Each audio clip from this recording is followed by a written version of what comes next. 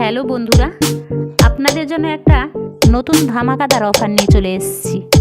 আপনারা যদি এই ভিডিওটা পুরো দেখেন এবং আপনারা একটা লাইক করেন এবং আপনাদের একজন বন্ধুকে এই গল্পটা শেয়ার করেন, তাহলে আপনাদের মধ্যে একজন লাকি সাবস্ক্রাইবার দারুণ একটা গিফট পাবেন।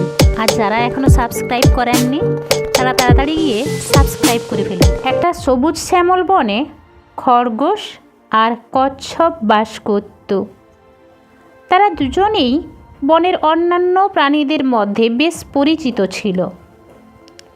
খরগোশ তার দৌড়ের জন্য বিখ্যাত ছিল, আর কচ্ছপ তার ধৈর্য আর স্থিরতার জন্য।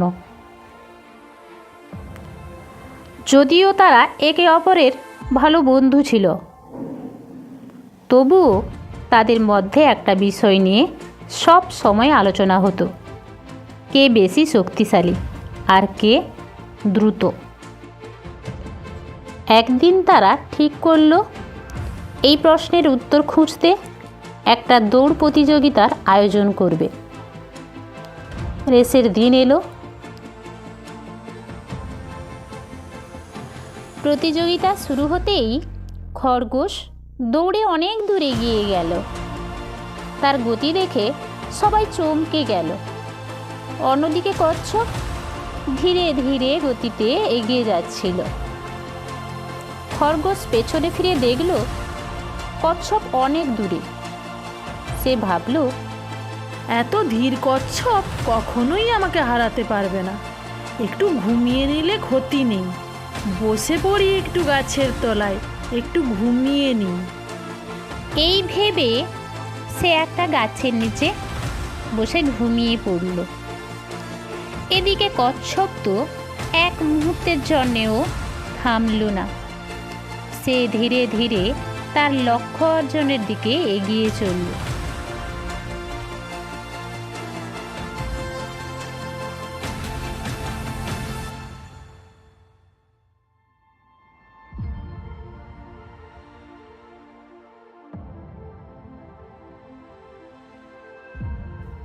খরগোশ যখন ঘুম থেকে উঠে দেখল, তখন সে কচ্ছপ ফিনিশিং লাইনে পৌঁছে গেছে। খরগোশ লজ্জায় নিজের কান চেপে ধরে দাঁড়িয়ে রইল। এই রেস কচ্ছপ জিতে গেল, কিন্তু খরগোশ বুঝল যে অহংকারের কারণে তার পরাজয় হয়েছে। সে প্রতিজ্ঞা করল এরপর আর কখনো এমন ভুল করবে না সে। এরপর অনেক বছর কেটে গেল। একদিন খরগোশ আবার কচ্ছপকে চ্যালেঞ্জ করল। তুমি আমাকে একবার হারিয়েছো, কিন্তু এবার আমি তোমাকে হারিয়ে দেখাবো। কচ্ছপও রাজি হয়ে গেল।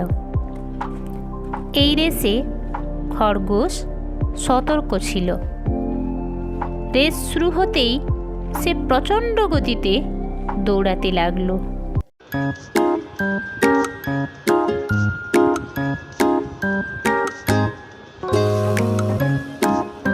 কোনো রকম বিশ্রাম না নিয়ে সে একেবারে ফিনিশিং লাইনে পৌঁছে গেল।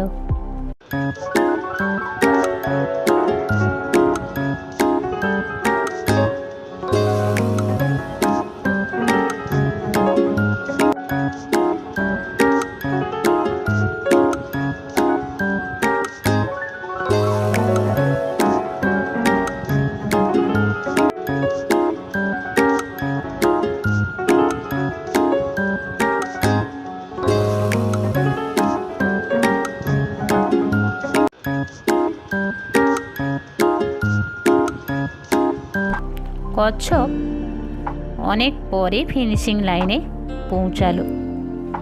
খরগোশ এবার জিতে গেল। তবে কচ্ছপ এতে রাগ করল না।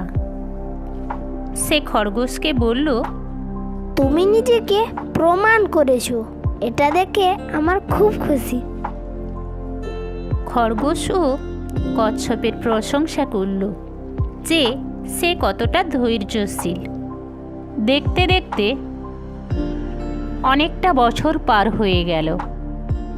তারা এবার তৃতীয়বারের মতো রেস করার সিদ্ধান্ত নিল। তবে এবার রেসের পথ ছিল ভিন্ন। প্রথম অংশটি মাটির পথ এবং দ্বিতীয় অংশটি ছিল একটা নদী। শুরু হলো রেস। মাটির রাস্তায় খরগোশ অত্যন্ত দ্রুত দৌড়ালো। কচ্ছপ তার ধীর গতিতে এগোতে লাগলো। হঠাৎ খরগোশ থেমে কচ্ছপের দিকে ফিরে তাকালো। তার মনে হলো কচ্ছপের জন্য এই রেসটা খুব কঠিন হবে। যদি তাকে সাহায্য করি তাহলে দুজনেই জিততে পারি। খরগোশ কচ্ছপকে তার পিঠে তুলে নিয়ে মাটির পথ পাড়ি দিল।